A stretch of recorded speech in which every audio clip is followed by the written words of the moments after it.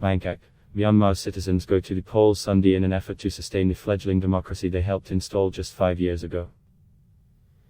There are about 37 million registered voters, though turnout is expected to suffer because of a recent surge in coronavirus cases. In 2015, excitement was high over the opportunity to end more than 5 decades of army-directed rule. The National League of Democracy Party of Nobel Peace Prize laureate Aung San Suu Kyi rode to a landslide election victory, and she became her country's leader after many hard years at the forefront of a non-violent struggle against military dictatorships that won international admiration. This year, her party is expected to again top the polls, but some critics feel her administration has failed to embrace democratic principles. Chances for real reform were always dicey, as the 2008 constitution drafted under the military assures it of enough seats in parliament to block charter changes. Key ministries are also under the control of the military. Critics accuse 75-year-old Suu Kyi and her party of being more concerned about entrenching itself in power than encouraging a broad-based democracy. This time, neither Aung San Suu Kyi nor her party is bringing democracy to Myanmar. Instead, they are trying to bring in a one-party democracy system, charged Kin Zaw Win, director of the Tampadipa Institute, a Yangon-based policy advocacy group. Enfeebling other parties has meant there has been little real debate about policies during the campaign. Myanmar needs a better political mix, he said.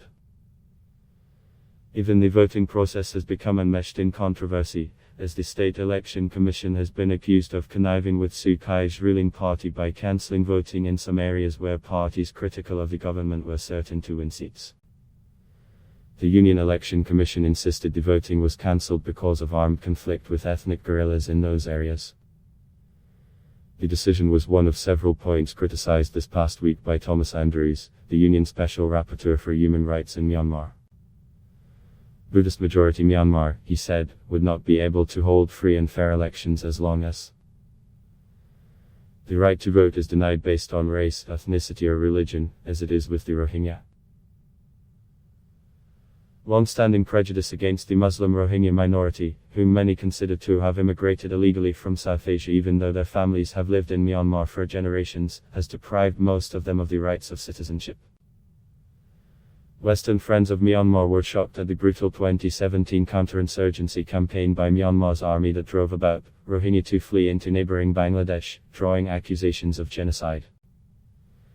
It also sent Suu Kyi's reputation with Western admirers into a tailspin when she failed to restrain the security forces. But for most people in Myanmar, the Rohingya are not an issue in the election.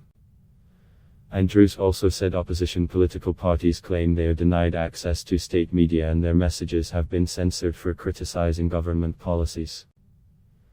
Measures to control the coronavirus severely restricted traditional large-scale campaigning by all parties, but Suu Kyi benefits from frequent reports in state media about her carrying out her official duties, and from her regular updates about fighting the coronavirus streamed on her Facebook page.